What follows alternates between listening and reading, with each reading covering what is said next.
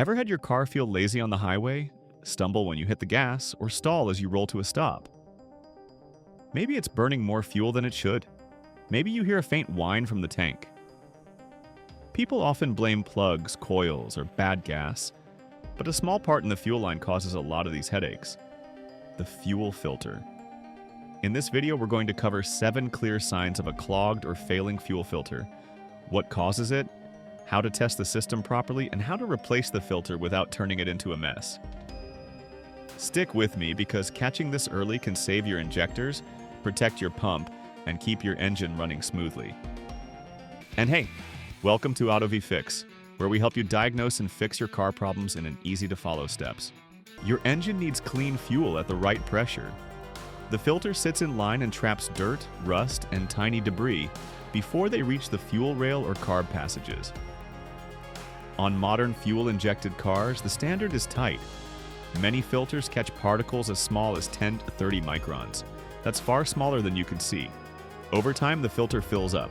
Flow drops, pressure falls, the engine runs lean, and you start noticing odd behavior. Let's walk through the 7 signs quickly and clearly, and I'll add simple checks you can do. First, weak acceleration, hesitation, or random surging. You press the pedal to merge or climb a hill, and the car feels flat.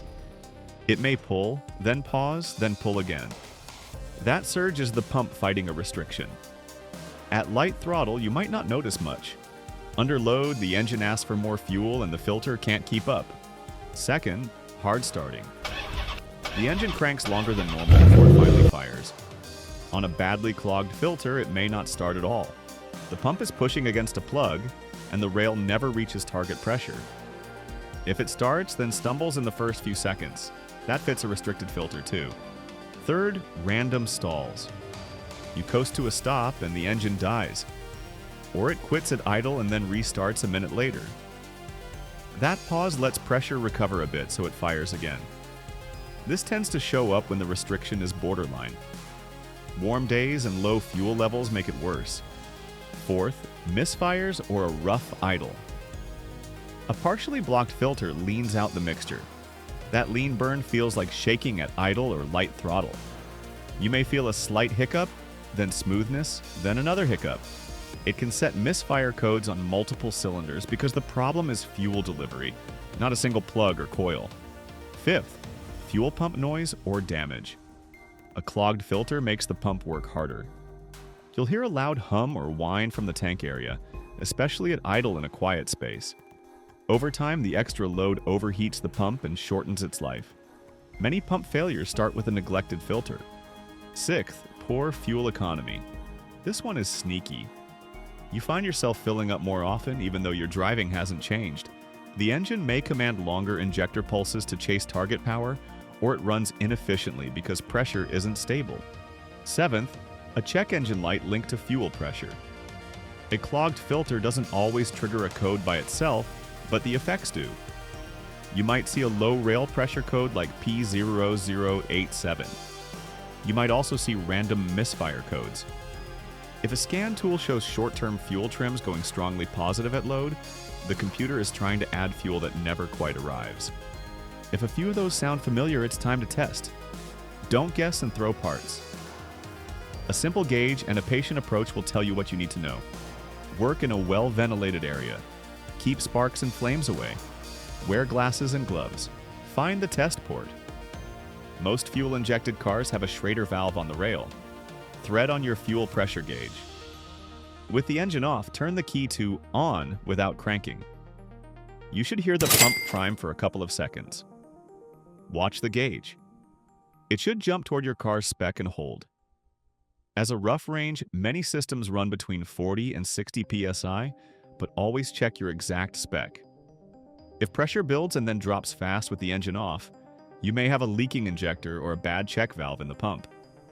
That's useful to know, but it's different from a restricted filter. Start the engine and check pressure at idle. It should meet spec and stay steady. If it's low or wandering, you likely have a supply problem. That could be the in-tank pump, it could be the filter. A clogged filter is high on the list. Raise the revs to 2,000 to 3,000. Even better, watch pressure during a brief load test with a helper if you can do it safely. This is where a restriction shows itself. If pressure sags when the engine asks for more fuel, you're seeing starvation. A plugged filter does exactly that. A weak pump can do it too, so keep an ear out for that loud hum near the tank. If you have a scan tool that reads rail pressure, compare the live data to your mechanical gauge. If they agree, great. If they don't, the sensor might be lying. That's rare, but it happens. If you see P0087 or similar low pressure codes under load, and your gauge also drops, that's strong evidence of a restriction like a clogged filter. Can you clean a filter? Not meaningfully. Blowing air backward or rinsing won't restore proper flow, and it risks sending trapped debris downstream. Replacement is the real fix. Here's how to replace it without drama. Steps change a bit by vehicle, but the fundamentals are the same. Relieve pressure. This matters. Pull the fuel pump fuse or relay. Start the engine and let it run until it stalls. Turn the key off. Try one more crank to bleed any leftover pressure. Set a drain pan and rags under the filter. Have your new filter ready, plus fresh O-rings or crush washers, and the right line tools. Some fittings are threaded and need flare nut wrenches. Others use quick connect clips that require a specific disconnect tool. Remove the old filter.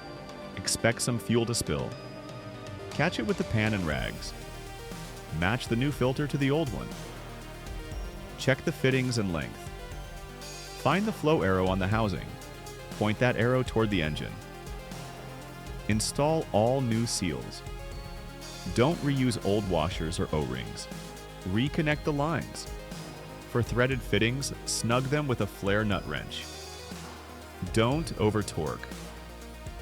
For snap connect fittings, push firmly until you feel and hear a positive click. Reinstall brackets. Prime the system. Reinstall the fuse or relay. Turn the key to on for 2 to 3 seconds, then back off. Do this 3 or 4 times. Each cycle fills the new filter and pushes air out. Watch and sniff for leaks. Everything should stay dry. Start the engine. It may crank a little longer the first time. Let it idle and settle. Walk back and check again for seepage. If you hear a brief change in sound and then smooth running, that's the system finishing its purge. On diesel systems, follow the specific bleed steps. Some have a hand primer, some require extra key cycles. A brief stumble is normal until air clears. How often should you replace the filter? Always check your owner's manual first. As a general guide, many gas cars recommend every 20 to 40,000 miles. In-tank filters on newer cars often stretch to 60 or even 75,000. Diesel filters are shorter, often 15 to 25,000. If you drive in dusty areas, use fuel from small rural stations, or often run the tank low, shorten the interval. That's cheap insurance. What about cost? The part is usually inexpensive.